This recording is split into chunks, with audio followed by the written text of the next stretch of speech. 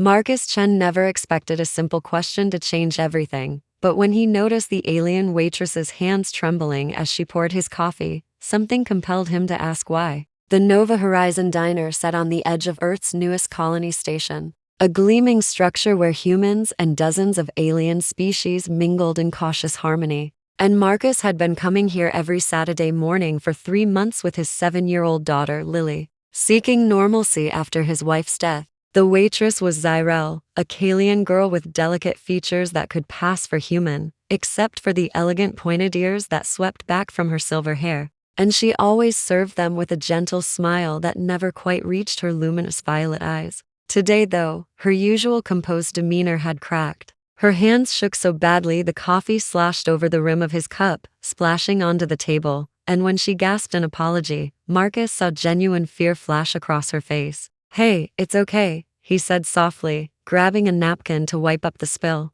"Are you all right? You're shaking." Lily looked up from her coloring pad, her curious eyes studying Zyrelle with the unfiltered concern only children possess. Zyrelle's breath hitched, and for a moment, Marcus thought she might bolt, but instead, she glanced around the half-empty diner and leaned in slightly. "I'm terrified," she whispered, her accent carrying the melodic quality of her species. "Of you." The words hit Marcus like a physical blow. He'd grown accustomed to wariness from some alien species' humanities. Aggressive expansion into the stars had made certain groups suspicious, but direct fear from someone he'd built a friendly rapport with over months caught him completely off guard. "Of me?" he asked carefully, keeping his voice gentle. "Did I do something wrong?" Lily reached out and touched Zyrelle's arm with small fingers. "Did Daddy scare you?" "He's not scary. He's just sad sometimes." The innocence of his daughter's words made Zyrelle's eyes glisten, and she shook her head quickly. "No, little one, not like that." She straightened up, professional mask trying to reassert itself. But Marcus could see her fighting some internal battle. "I shouldn't have said anything. Let me get you fresh coffee." "Wait," Marcus said, and something in his tone made her pause. "Please, if I've made you uncomfortable somehow, I want to know. We can go somewhere else." The genuine concern in his voice seemed to surprise her, and Zyrelle stood frozen, the empty coffee pot still in her trembling hand.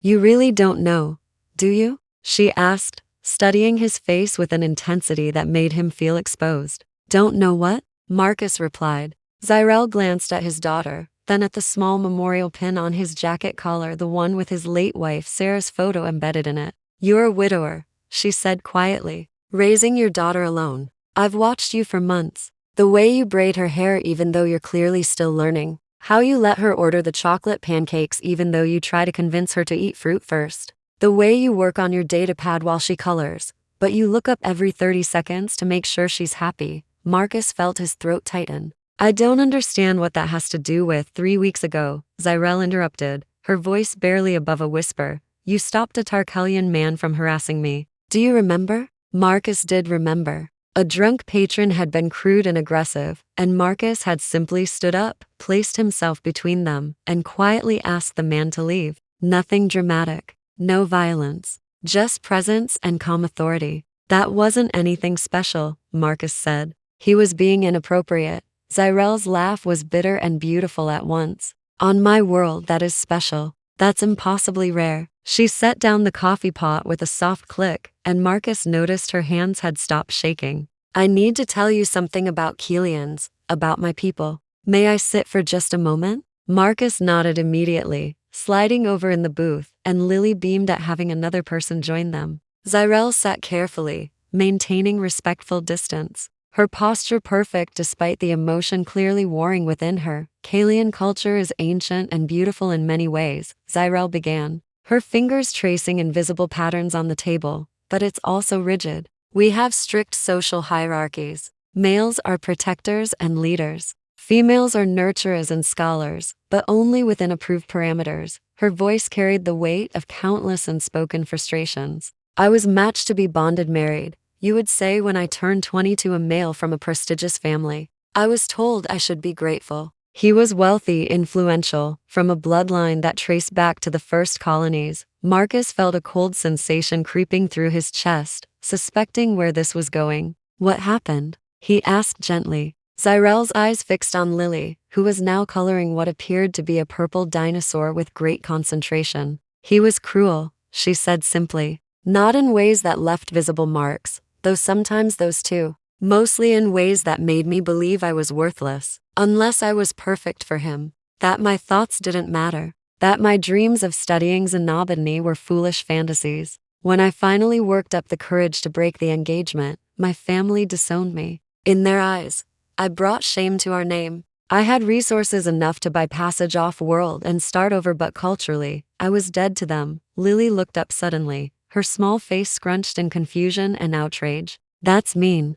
You're really nice. Zyrelle's smile was genuine this time, reaching her eyes. Thank you, sweet girl. I think you're really nice too. She turned back to Marcus. I've been on this station for 8 months, working here, taking night classes in botany, trying to build a new life. But I carried this fear with me, you see. This belief that maybe my family was right, that I was broken somehow, that all males, regardless of species, would eventually reveal that same cruelty if given the chance. Marcus understood now, and the weight of it settled heavily on his shoulders. And then you met humans, he said softly. Zyrelle nodded. I met humans, and I didn't know what to expect. Your species has this reputation across the galaxy: fierce, aggressive, powerful. I'd heard the stories about human soldiers, about how you fight, how you never surrender. The Tarkelians fear you. The Zenethi respect you. Even the ancient Vorn consider you dangerous. She paused, choosing her words carefully.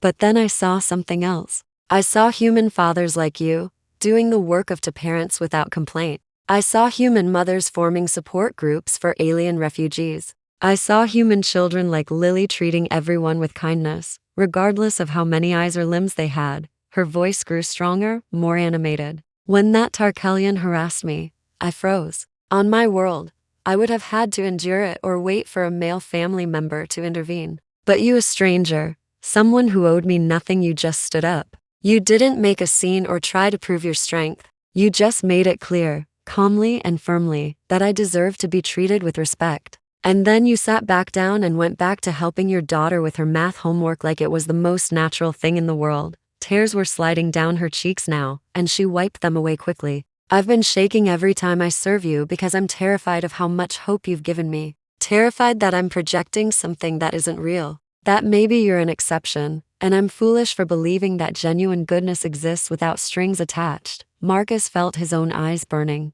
Zyrelle, please let me finish, she said, her voice cracking. Today I'm shaking because yesterday I received a message from my family. They've found out where I am. They're sending my former betrothed to retrieve me and restore honor to our agreement. He arrives in 3 days. And I realize that I've been watching you and your daughter like you were characters in a story I desperately wanted to believe in. A story where males could be gentle and strong at once. Where a man could be vulnerable enough to cry when his daughter makes him a Father's Day card, like I saw you do last month, and still be respected. Where kindness isn't weakness. The silence that followed was broken only by the soft scratch of Lily's crayon against paper. Marcus's mind was racing, that protective instinct that had defined him since Lily's birth surging forward alongside something else, a deep, aching recognition of someone fighting to define themselves outside of others' expectations. First, Marcus said, his voice steady and clear, you're not foolish. You're brave.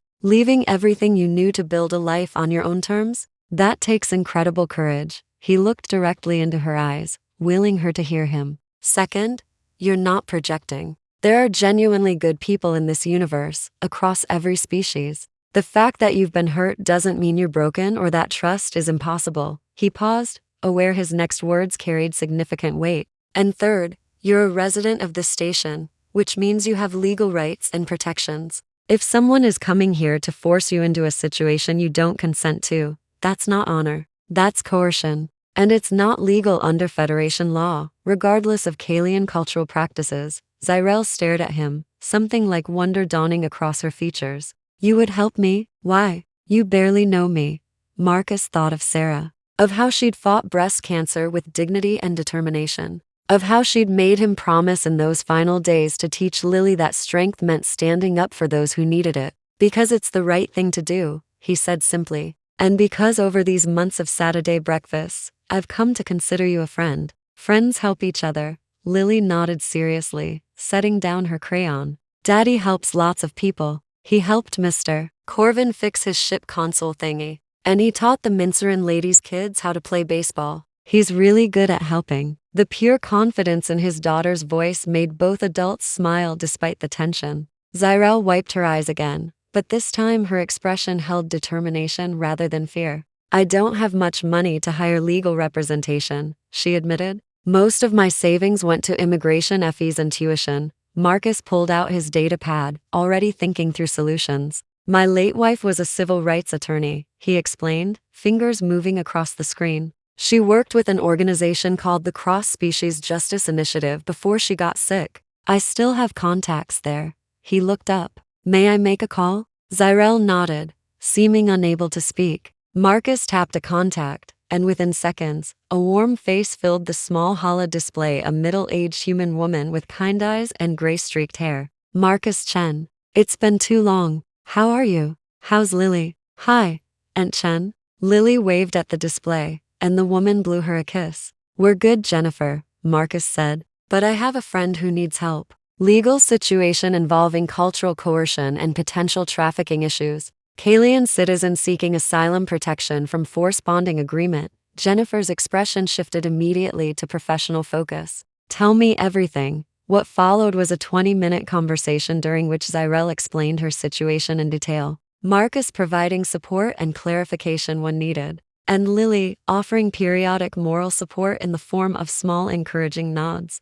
Jennifer took notes, asked precise questions, and finally leaned back with a satisfied expression. This is actually more straightforward than you might think, she said. The Federation established the Cultural Freedom Accord specifically for situations like this. Zyrelle, you're legally an adult by Kalian standards. You've established independent residency on Federation territory, and you've formally dissolved the engagement agreement according to your world's own legal protocols, correct? Yes, Zyrelle confirmed. I filed the dissolution through official channels before I left. They can't claim I just ran away. Perfect, Jennifer said. Then what your family is attempting is legally classified as coercive repatriation. We can file for a protection order immediately. When your former betrothed arrives, station security will inform him that you're under Federation protection, and any attempt to contact you against your wishes will result in criminal charges. She smiled warmly. And for what it's worth, the initiative provides these services pro bono. Sarah helped establish that policy. She believed everyone deserved the right to choose their own path. Zyrelle's hand flew to her mouth, and she turned to Marcus with wide eyes. I don't know how to thank you, either of you. This is what we do, Marcus said firmly. Sarah used to say that civilization is measured by how we treat people who can't fight their own battles. Though I think you've been fighting yours pretty damn well already. Over the next 3 days, Marcus found himself thinking about Zyrelle constantly. Jennifer's team worked with impressive efficiency, filing the necessary protection orders and coordinating with station security. Marcus offered to accompany Zyrelle when the official notification was delivered to her former betrothed upon his arrival, and she accepted with visible relief. When the day came, they met at the station's legal services office, Marcus in his nicest jacket, Zyrelle in a professional blue outfit that seemed to give her confidence, and surprisingly Lily, who had insisted on coming for moral support with such determination that Marcus couldn't refuse.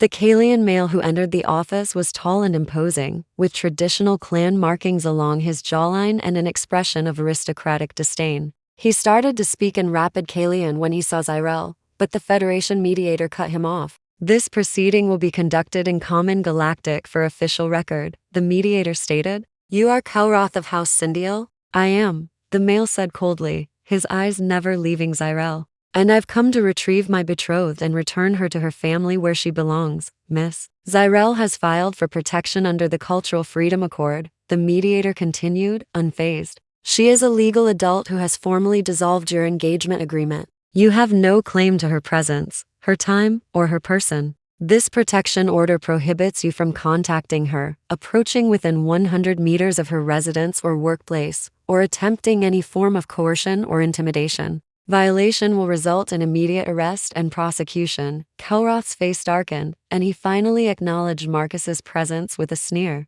This is your doing, human?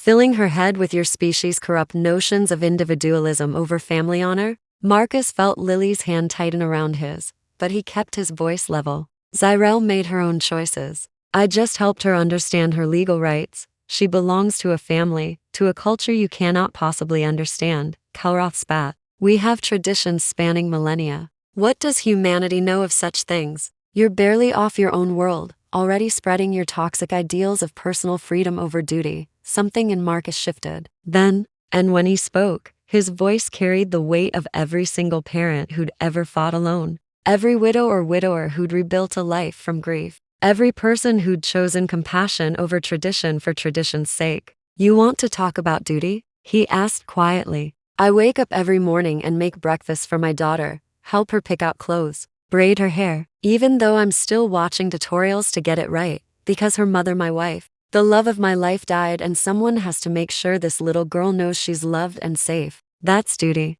not ownership, not control. Duty is putting someone else's well-being and happiness above your own ego. He stepped forward, and Kelroth actually backed up slightly. Zyrelle doesn't belong to you or to anyone else. She belongs to herself, and she's choosing to build a life based on her own dreams and values. If your culture can't respect that, then your culture needs to evolve. The mediator cleared her throat. Mr. Chen, while I appreciate the sentiment, let's keep this professional. She turned to Kelroth. You've been officially notified. The protection order is active immediately. Do you understand? Kelroth's expression was thunderous, but he gave a curt nod. His eyes found Zyrelle one last time. You shame your family. Don't expect forgiveness when this human novelty wears off and you realize what you've lost. But Zyrelle stood tall, and when she spoke, her voice didn't waver. I've lost nothing that actually mattered. I've gained everything that does. After Kelroth left, escorted by security to ensure compliance, Zyrelle turned to Marcus and Lily with tears streaming down her face. I can't believe that's over. I can't believe I actually stood up to him. You were amazing, Lily declared, wrapping her small arms around Zyrelle's waist. You were so brave. Marcus smiled, feeling something warm and unexpected blooming in his chest. She's right. You were incredible. Zyrelle knelt down to Lily's level. You know what helped me be brave? Looking at your daddy and remembering that real strength is being kind. That the strongest people are the ones who help others even when it's hard. She looked up at Marcus. Thank you for showing me what that looks like. Over the following weeks, Saturday breakfasts at the Nova Horizon Diner became the highlight of Marcus's week, and he strongly suspected Lily's as well. Zyrelle would join them during her breaks, sharing stories about her xenobotany classes and the research project she'd been accepted into studying cross-species plant adaptation. Marcus told her about his work as a systems engineer and the challenges of single parenthood, and they discovered a shared love of terrible puns and classic Earth music. Lily appointed herself the official friendship coordinator, regularly drawing pictures for Zyrelle and insisting she was basically family now. One evening, about 2 months after the confrontation with Kelroth, Marcus found himself at the station's botanical gardens with Lily, attending a student showcase where Zyrelle was presenting her research. The gardens were beautiful, filled with plants from dozens of worlds, and Zyrelle was in her element, explaining her work with passion and expertise to anyone who would listen. When she spotted Marcus and Lily, her face lit up with a radiance that made his heart skip. You came, she said, hurrying over. I wasn't sure you'd be interested in hybrid pollination strategies and adaptive root systems. Are you kidding? Marcus replied. Lily's been talking about it all week. She told her teacher she wants to be a space botanist now. Zyrelle laughed and crouched down to Lily. Is that true? Yeah, Lily said enthusiastically. You make plants sound cool. Plus, you said I could help you with the earth flower section, remember? I absolutely did, Zyrelle confirmed. Come on, I'll show you the roses we're adapting for low-gravity environments. As Marcus watched his daughter and Zyrelle examine flowers together, discussing leaves and petals with equal seriousness, he felt Sarah's absence as he always did, a constant ache in his chest. But for the first time since her death, he also felt something else. Hope. Not hope that the pain would disappear, but hope that life could hold new connections, new joys, without diminishing what he'd lost. That evening, after Lily had fallen asleep on the ride home, Marcus carried her to bed and tucked her in. She stirred slightly and mumbled, Daddy? Do you think Zyrelle is lonely sometimes, like we are? The question pierced him. Maybe sometimes, sweetheart. Why? Because I think we should make sure she's not lonely anymore. We're good at making people feel better, right?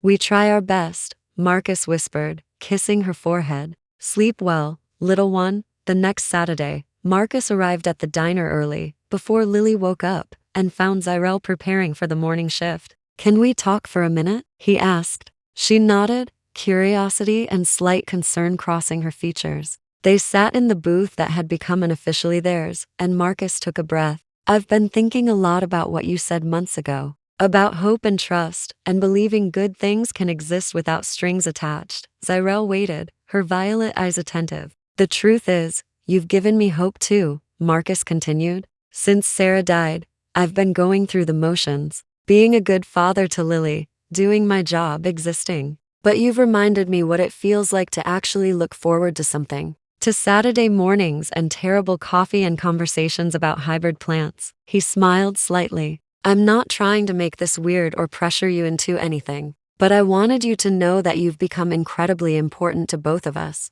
And if you ever wanted to spend time together outside of this diner, maybe dinner or a walk through the gardens, I would really like that. Zyrelle's eyes were shining. Are you asking me on a date, Marcus Chen? I'm asking if you'd like to explore the possibility that what we've been building might become something more, Marcus said carefully. At whatever pace feels right for you. No expectations. No pressure, just honesty and respect and seeing where this goes. For a moment, Zyrelle just looked at him, and Marcus wondered if he'd miscalculated, if she wasn't ready, if he'd ruined their friendship. But then she reached across the table and placed her hand over his. On my world there's a saying, she said softly. Translated, it means from broken soil, the strongest roots grow. I came to this station broken, certain I'd never trust anyone again. You showed me I was wrong. You and Lily have become my family in ways my blood relations never were. She squeezed his hand gently. So, yes, I would very much like to have dinner with you.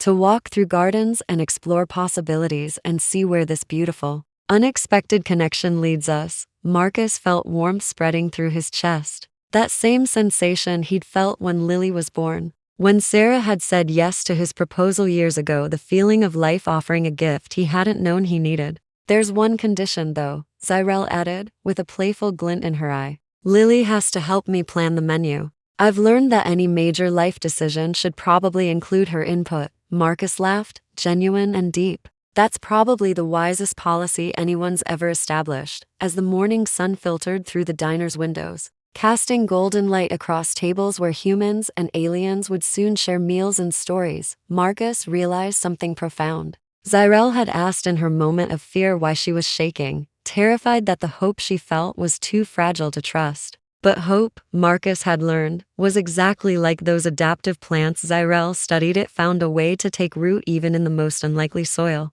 drawing strength from unexpected sources, growing despite every reason not to. His answer to her fear, the one he'd give every day for as long as she needed to hear it, was simple. You're not shaking anymore because you're not facing anything alone. That's what we do. Humans, Keelians, anyone who chooses connection over isolation. We hold each other steady until we remember we're strong enough to stand on our own. And then we keep holding on anyway, not from need, but from choice. Zyrelle smiled, that beautiful expression that had evolved from cautious and guarded to open and genuine. Humanity's real strength isn't your fierce reputation, she said thoughtfully. It's this, the everyday heroism of single fathers who show up, of widowers who still believe in new beginnings, of little girls who love unconditionally, of people who help strangers become friends, become family. She stood, straightening her apron, as the first customers of the day began arriving. That's the story I'll tell when people ask why I chose to stay on this station, in this diner, with you.